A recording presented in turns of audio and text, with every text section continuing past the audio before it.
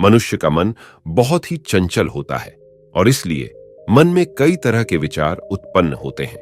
क्षण भर में ही व्यक्ति का मन कई चीजों को सोचने लगता है। इसलिए तो कहा जाता है कि मन को काबू करना आसान नहीं है।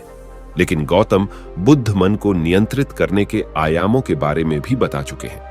मन में विचारों का आना गलत नहीं है कि लेकिन मुश्किल तब हो जाती है या विचार ऐसी परिस्थिति में गलत होते हैं जब मन में अश्लील विचार आते हैं। कभी कभी तो ना चाहने के बावजूद भी मन में अश्लील विचार आते हैं। अगर आपके मन में भी ऐसे विचार आते हैं तो गौतम बुद्ध की इस कहानी से आपके विचारों में जरूर बदलाव आएगा। बुद्ध अपने भिक्षुओं को उपदेश देने के साथ ही उन्हें भिक्षाटन के लिए भेजते थे। एक बार उन्होंने अपने भिक्षु भरत को भिक्षा लेने के लिए एक श्राविका के घर भेजा। भरत पूरे रास्ते मन में यह सोचते हुए श्राविका के पास गया कि आखिर आज भिक्षा में क्या भोजन खाने को मिलेगा, क्योंकि भरत चंद्रुवंश के राजकुमार थे और बुद्ध के सानिध्य भिक्षु के रूप में दीक्षित हुए थे। हमेशा भरत को महल में खाने के लिए स्वादिष्ट पकवान मिलते थे, लेकिन आज भिक्षा के रूप में उसे जो भी मिलेगा संतुष्ट होना पड़ेगा। श्राविका के घर पहुंचकर भरत ने भिक्षा मांगी। श्राविका ने भरत को बैठने के लिए कहा और भोजन लाने के लिए घर के भीतर चली गई। इधर भरत फिर से अपने प्रिय भोजन के बारे में सोचने लगे और जैसे ही श्राविका भोजन लेकर आई तो भरत अचंभित रह गए। भरत ने देखा कि श्राविका ने उनके लिए उनके पसंदीदा पकवान परोसे हैं और अपने प्रिय भोजन को देखकर वह खुश हो गए।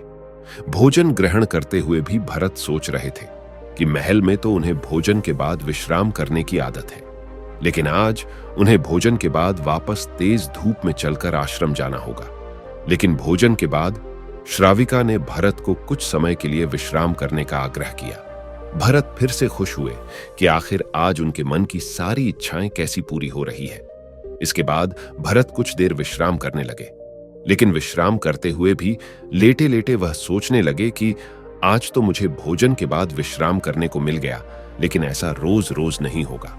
जब भरत विश्राम के बाद उठे तो श्राविका ने कहा कि आप जब तक चाहे यहां ठहर सकते हैं। भरत अब समझ गए कि ये कोई संयोग नहीं हो सकता। उन्होंने श्राविका से कहा कि मुझे क्षमा कीजिए, क्या आप मेरा मन पे आच सकती हैं? श्राविका ने हां में उत्तर दिया और कहा कि हां, मैं मन पढ़ सकती हूं। शुरू में यह कठिन था, लेकिन फिर मैंने स्वयं के मन विचारों को देखना शुरू किया। पहले मेरे विचारों की संख्या अनगिनत हुआ करती थी। इसके बाद मैंने विचारों पर ध्यान केंद्रित किया बिना पक्ष विपक्ष के अपने विचारों को देखने लगी। इस तरह से धीरे धीरे मेरे मन में विचारों की संख्या कम होती गई और सारे व्यर्थ विचार दूर हो गए। इसके बाद से ही मैं दूसरों के मन में चल रहे विचार को पिया राच लेती हूं। हालांकि श्राविका की बात सुनकर भरत घबरा गए। इसके बाद भरत ने श्राविका से आज्ञा ली और आश्रम के लिए निकल पड़ी। रास्ते में भी भरत फिर से मन में आए विचारों का स्मरण करने लगे कि श्राविका के बारे में उसके मन में अश्लील विचार भी आए थे। श्राविका ने उसे भी जान लिया होगा, वह मेरे बारे में क्या सोचती होगी। भरत खुद को लज्जित महसूस कर रहे थे। भरत ने आश्रम पहुंचकर गौतम बुद्ध से कहा कि अब मैं कभी भिक्षाटन के लिए नहीं जाऊंगा। बुद्ध ने भरत को पास बुलाया और कहा कि क्या हुआ है, तुम मुझे सारी व्यथा बताओ। भरत ने सारी बातें बुद्ध को बताई। इसके बाद बुद्ध ने कहा कि अगले 1 हफ्ते तक तुम भिक्षाटन के लिए उसी श्राविका के घर पर जाओगे, लेकिन तुम्हें इस बात का ध्यान रखना होगा कि कल भिक्षाटन के लिए जाते हुए तुम अपने चित्त को पूरे होश में रखना। तुम्हारे भीतर क्या विचार उठे उन पर ध्यान केंद्रित करना, और यह भी ध्यान रखना कि तुम्हारे मन में कौन सी वासना उठ रही है। तुम कल इन सभी चीजों को ध्यान में रखकर जाना और इसके बाद मुझे वापस आकर बताना। अगले दिन भरत भिक्षाटन के लिए गए। बुद्ध के बताए अनुसार वह पूरे रास्ते अपने होश को जागृत रखते हुए चल रहे थे। जब श्राविका का घर आया तो भरत ने भिक्षा मांगी।